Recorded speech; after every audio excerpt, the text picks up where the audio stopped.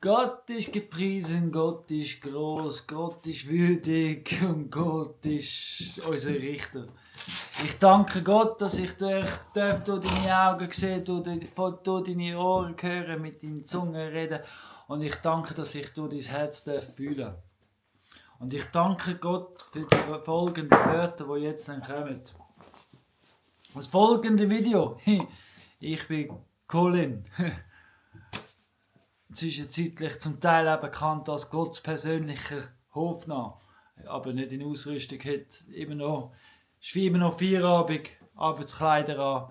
Aber klar, die Botschaft ist das Gleiche. Heute Tag, heute Morgen, ich muss noch mal schnell anschauen, um die 10 habe ich, am halb, ich habe heute am 11.26 Uhr habe ich den Martin Mühl angerufen. Das ist, also heute, als ich ihn angerufen habe, ist ein Journalist bei der Blick-Zeitung. Die Blick-Zeitung kennt ziemlich jeden in der Schweiz. Ziemlich jeden, oder? Und der Martin Mühl hat mir angerufen, schon am Morgen, um 10 Uhr irgendwann einmal, und nachher eine Sprachnachricht hinterlassen im WhatsApp, ich soll mich doch bei ihm melden. Ich habe das um 11:30 gemacht, also kurz vorher, 11.26 Uhr. 4 Minuten haben wir miteinander geredet, das sehen die jetzt. Ich tue damit fortlaufend alle Belege integrieren. Genau, und er hat wissen, wegen Vorwürfen gegenüber mir, wo mir gestellt werden, dass ich mein GoFundMe, wo ich im Oktober, Ende September, Oktober gestartet habe, benutzt habe, zum Geld veruntreuen, zum mich bereichern, zum Abhauen. Ich möchte schnell ausholen. Ich habe seit 1. Oktober meine Frau nicht mehr gesehen. Wir sind in der Scheidung. Unsere ganze Geschichte seit April 22 ist im YouTube, auf meinem persönlichen YouTube-Kanal dokumentiert. Ich bin Permakulturbauer und in der Permakultur ist eine der grossen Sachen Mustererkennung. Das ist eine meiner Spezialitäten, Mustererkennung. Nicht nur in der Natur, weil Permakultur ist etwas, was das Leben angeht. Nicht nur im Garten. Gut. Zurück zum Thema. Eben, wo sie mich verlassen hat. All die Geschichten, wieso, weshalb und so, könnt ihr alles im Kanal anschauen. Es gibt Interviews, es gibt Stellungnahmen, es gibt diverses. Alles ist klar dokumentiert, weil in der Permakultur ist auch wichtig, dass man alles dokumentiert. Und im nächsten Video, in dem Video, will ich auch ganz viele Dokumente zeigen. Ich lege alles auf den Tisch, die nackte Wahrheit. Ich habe aber Kleider an, ziehe mich jetzt nicht nackt aus. Gut, kommen wir draus. Der Martin Mühl, um ihn geht's. Er hat gehört Vorwürfe und so drum und dran wegen GoFundMe.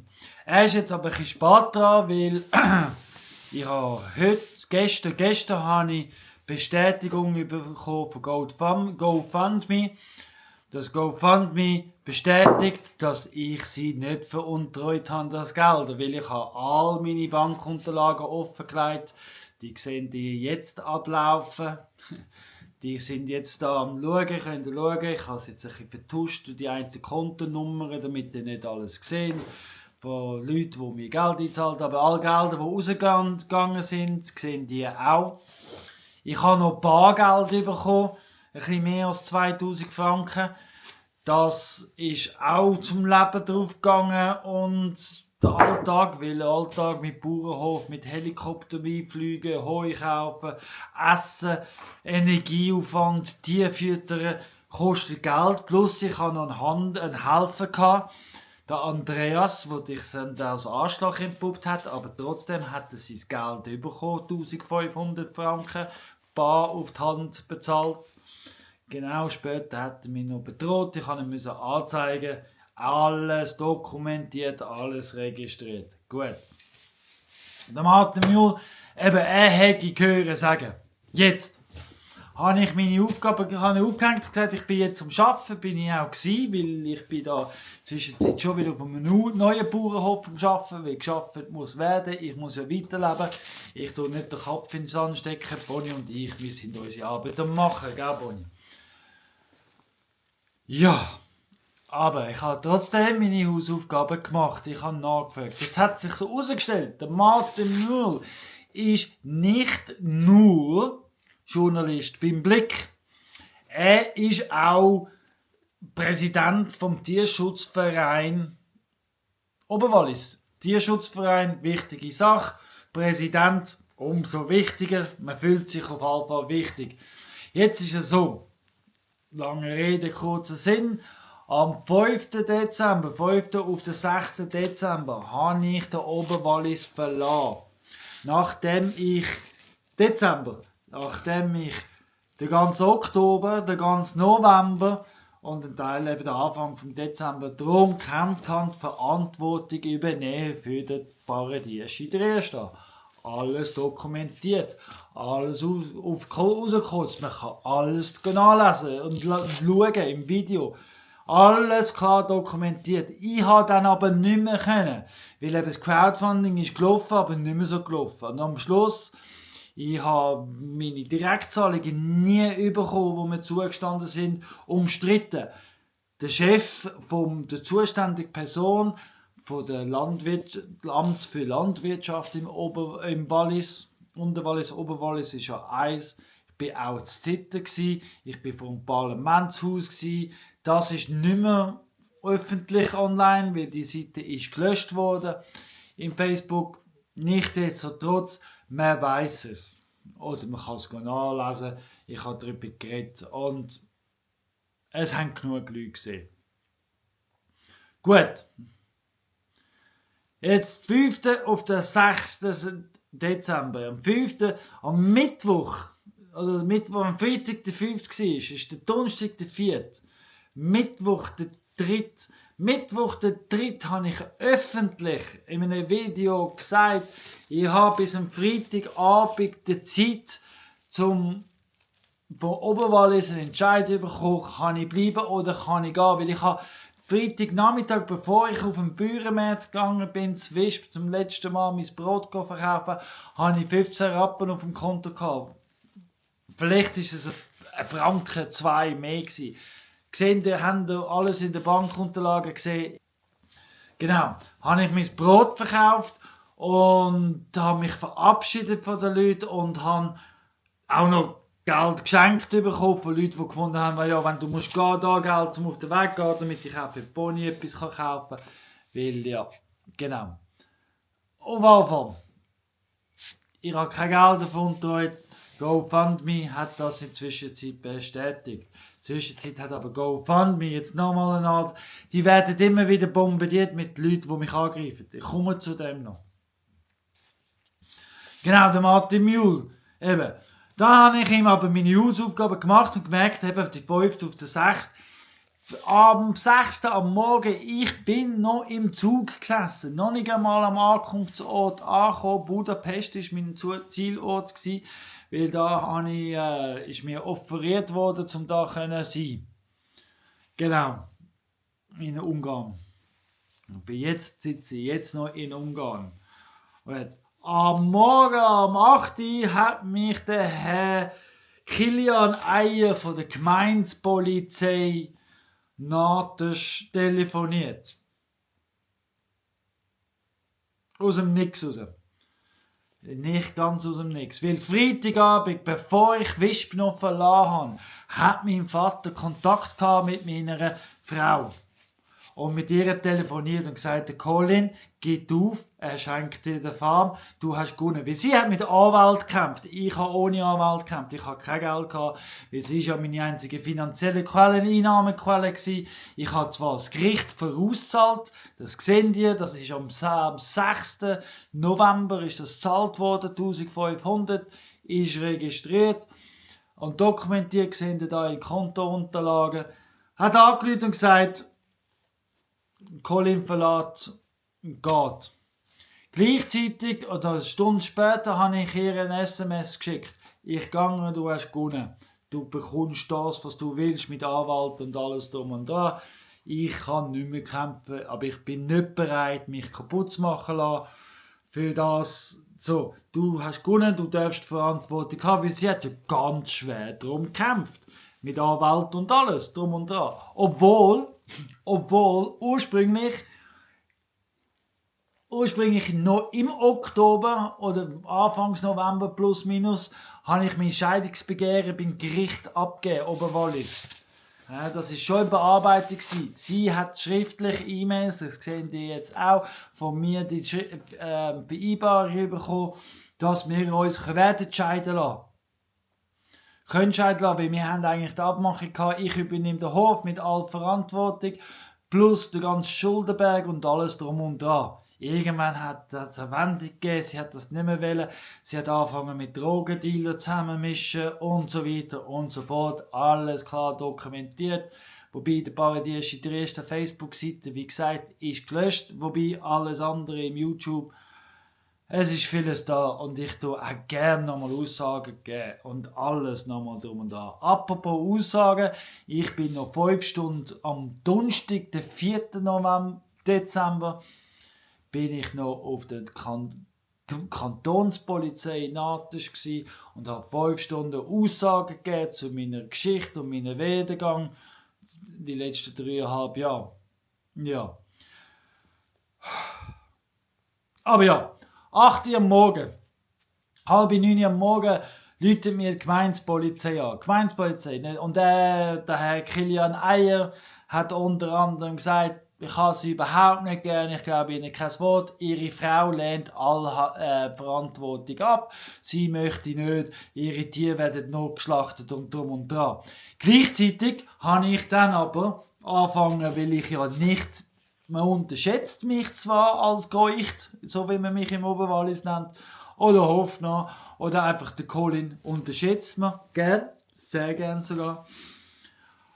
Aber das ist ja zu meinem Schutz.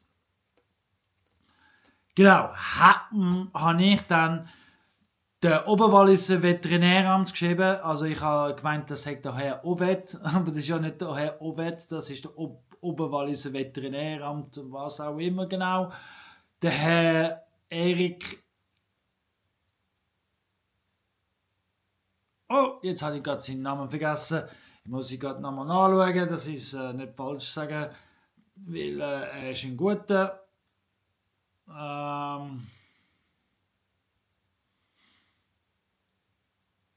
Der Herr Kirchmeier, Erik Kirchmeier, der Chefveterinär. Genau, ihm geschrieben. Und gleichzeitig, jetzt kommt der Clou, jetzt kommt der spannende Clou, habe ich den Martin Mühl vom Blick im CCK, wie der mich noch beraten hat. Der Martin Tiernen hat gesagt, ich soll doch den Martin Mühl noch reinnehmen, weil er ist ein guter Blickjournalist. Genau. Und zu mich schützen oder Journalismus reinbringen. Es gibt eigentlich nur eine gute Journalistin und das ist Nathalie Benelli. Gar nicht, wir müssen inzwischen Zeit herausfinden. Sie ist wenigstens ehrlich, korrekt und fair. So. Auf jeden Fall der Martin Mühl, der mich heute... genau. Er war alles im CC gewesen, wegen dem, dass ich das Ding verlasse. Und ich habe dort öffentlich geschrieben, dass der Herr Eier mich kontaktiert hat und wegen Verantwortung für meine Tiere. Und da habe ich auch dort alles klar dokumentiert, dass meine Frau die E-Mails sehen, die jetzt, wenn ich weiter erzähle, CC Martin Mühl sehen das dort. Genau. Dass meine Frau die Verantwortung nicht übernehmen will. Ich bin bereit, aber zurückzufahren. Da habe ich aber dann 5 Minuten später oder Viertelstunde, 20 Minuten später bestätigt, dass mein Nachbar würde all die Tiere kaufen. Ihm ist es dann verweigert worden. Er darf es nicht kaufen. Wieso auch immer. Gesetzlich keine Grundlage. Und die werden totgeschlachtet und drum und dran. Ja. Und dann... ist das ins Theater geworden. Ich habe dann, Nathalie Benelli hat sich dann auch informieren lassen. Ich habe ihr alle Infos gegeben. Sonntagabend, Samstagmorgen und eben der Martin Mühl als Journalist überall dabei. Sonntagabend gibt es einen Bericht. Panorama Online, Walliser Boten Online, von wegen meine Tiere sind vernachlässigt worden und Sauerei dies, Sauerei das, Scheiße an die Wand geschmiert, der Colin dies, der Colin das, riesen Arschloch, dumm und dran und da. Okay. Und wer ist der Lütisch gsi? Der Martin Muhl als Präsident vom Tierschutzverein. Heute am Telefon hat er gesagt, ja, das habe ich ja müssen. Ich habe ja nicht gewusst, ich habe einfach nur gehört Tier. Aber er ist informiert worden per E-Mail. Am Morgen früh, von mir aus, freiwillig. Freiwillig habe ich ihn, einfach weil ich gewusst habe, ein Journalist, ich habe nicht gewusst, dass er Präsident ist. Aber ich hätte ihn auch so informiert, weil ich habe ja nichts zu verstecken, weil meine Tiere ist dokumentiert, in den Videos könnt ihr anschauen. Das Peakfind, der Herr Erik Kirchmeier, ein paar Tage später, hat alle untersucht und hat es für gut beheissen.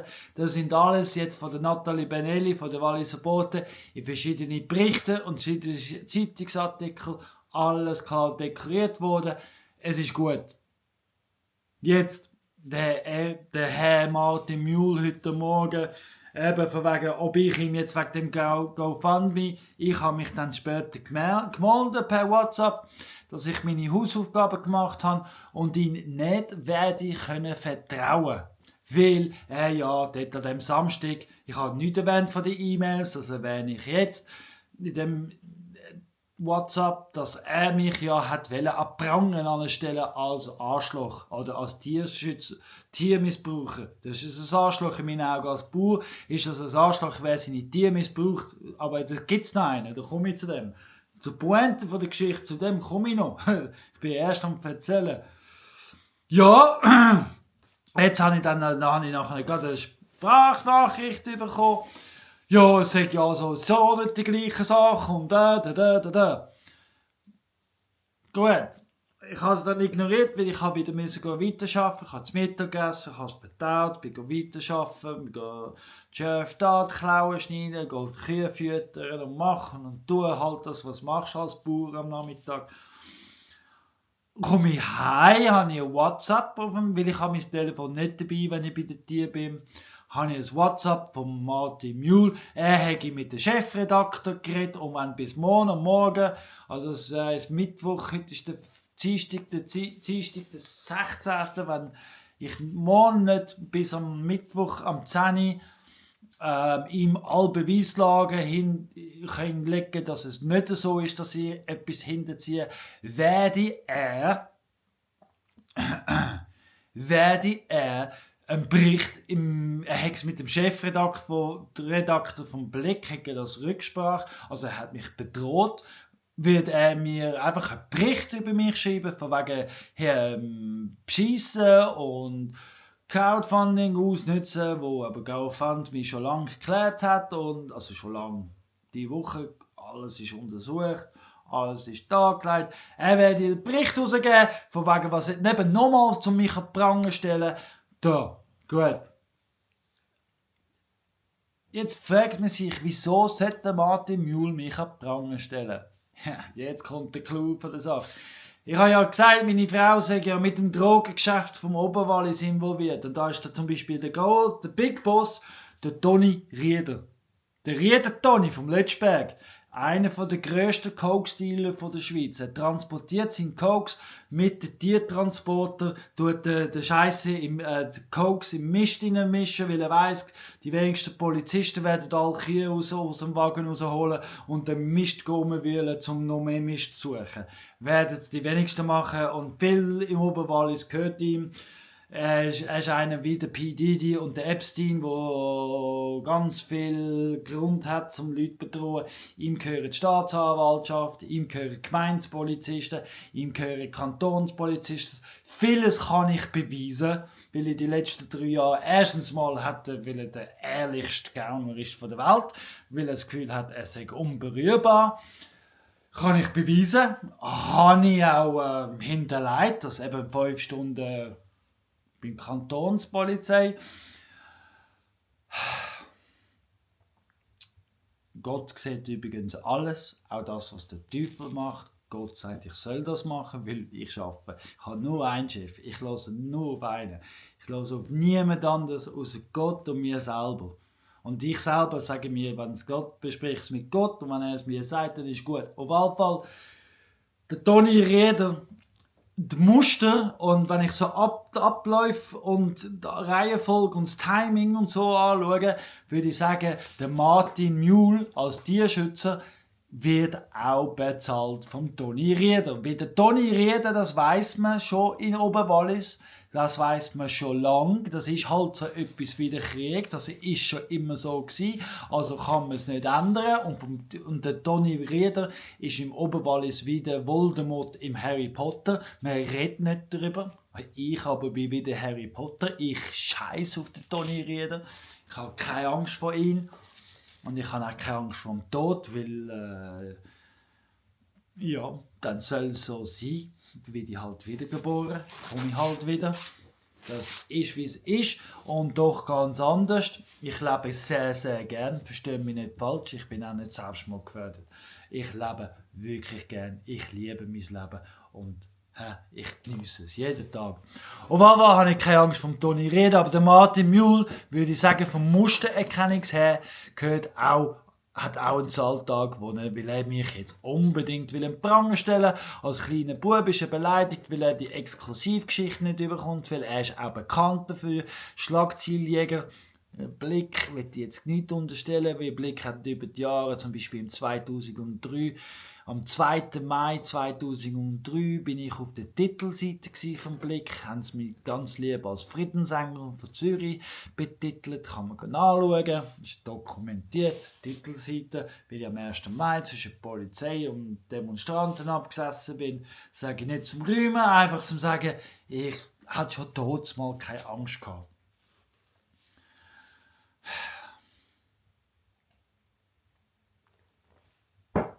Ja, Martin, ich habe auch keine Angst vor dir und deiner Redaktion und dass du mir jetzt drohst damit. Ich reagiere, wie ich reagiere und mache ein Video drum. Ich habe schon voraus, auf Benelli habe ich alle Kopien, aber ich tue jetzt auch deine WhatsApps da reinstellen. Verleumdung und üble Nachreden. Ich rede schon übel hinten an.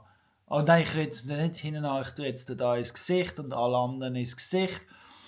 Mir ist gesagt worden, und ich riskiere jetzt auch viel. Vielleicht muss ich auch jetzt den Hof verlassen, wo ich jetzt bin, wie der Hof, wo ich jetzt bin, sagt, ich soll nicht öffentlich darüber reden, aber was soll ich denn sonst machen? Ich mache, was ich mache und ich bin authentisch und Gott sagt, mach.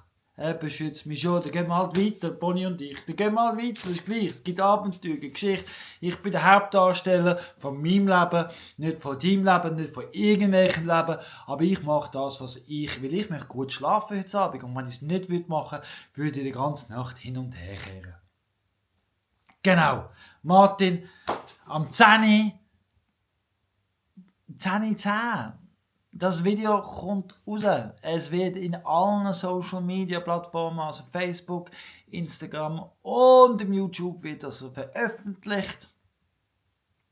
Mit all Dokumentationen, die du willst, zum Beweisen, dass GoFundMe was gut geheißen hat, zu meinem Bankkonto nicht zeigen. Ich habe jetzt auch alles erwähnt. Ich habe Helikopter, ich habe Essen, ich habe Heu vom Landi, ich habe Werkzeug von Ammeter, ich habe Videoüberwachungskamera, weil ich ja immer wieder angegriffen worden bin von den fliegenden Affen von Fabian. Das ist der Nussbaumer, das ist der Mittelmanagement, Drug Management, das sind vom Oli Schniederig und der Fabu, der Basel Jang und also Überwachungskameras, Essen, einfach grundsätzlich das Brot, das ich immer wieder verkauft habe.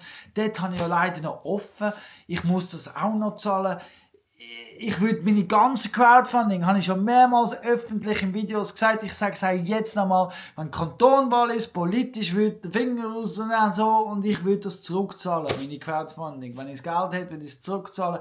Wenn ich die Scheidung, in der Zwischenzeit habe ich Käufe für meine Tiere. Übrigens, die Tiere sind jetzt doch von meiner Frau übernommen worden. Die sind in einem geheimen Stall, obwohl sie auf meinen Namen sind. Sind wir geheimen Stall, das habe ich heute auch probiert, schriftlich überzufinden. Aber nachdem das ganze Theater mit dem Herrn Eier und mit dem Herrn Martin Muhl war und Drohungen, Hinrichtung und so, hat es doch meine Frau doch angenommen und komisch, alles miteinander sehr fest verbunden, weil sie ist ja vorher schon mit denen im Nest gsi, mit Drogendealern im Nest gsi und sie ist ja, und das Dossier für die Anzeige gegenüber mich ist auch schon so dick, wahrscheinlich ist es jetzt schon so dick und nach dem Video wird es so dick sein, aber Leute, I don't fucking care. Was wollen wir machen? Hinrichten, wegen einer Scheidung. Also, da, kommt.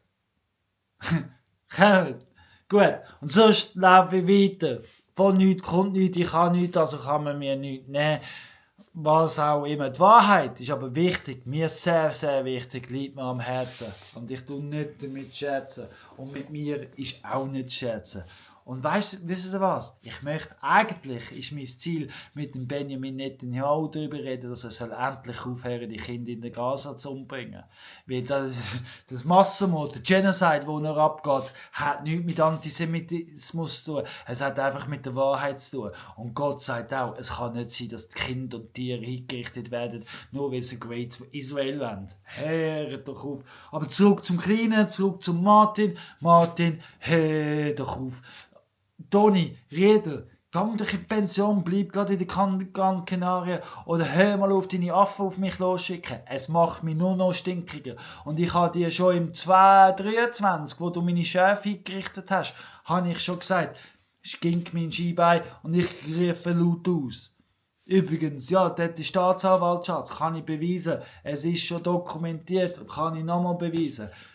Der Staatsanwalt von Oberwallis und Unterwallis gehört zum Teil, nicht alle, wahrscheinlich nicht alle, an Toni Rieder. Der Toni Rieder ist der schlichthin der Al Capone von Oberwallis. Tschucker nicht ungefähr. Ich verkaufe auch gerne meine Geschichte. Tschucker 2, Kinofilm, was auch immer. Ist egal. Ich schließe jetzt das Video ab. Ich habe, glaube ich, jetzt alles gesagt, was zu sagen ist. Man will denken, was man will denken. Das ist mir eigentlich gleich. Ich muss es so machen, wie ich es mache.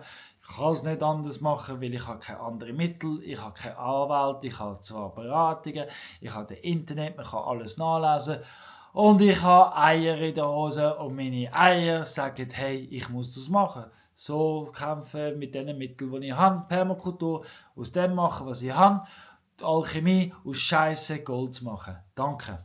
Tschüss zusammen, ich wünsche einen schönen Abend, schönen Tag, schöne Woche, schönen Monat, schöne Weihnachten, was auch immer. Schön geht's dir.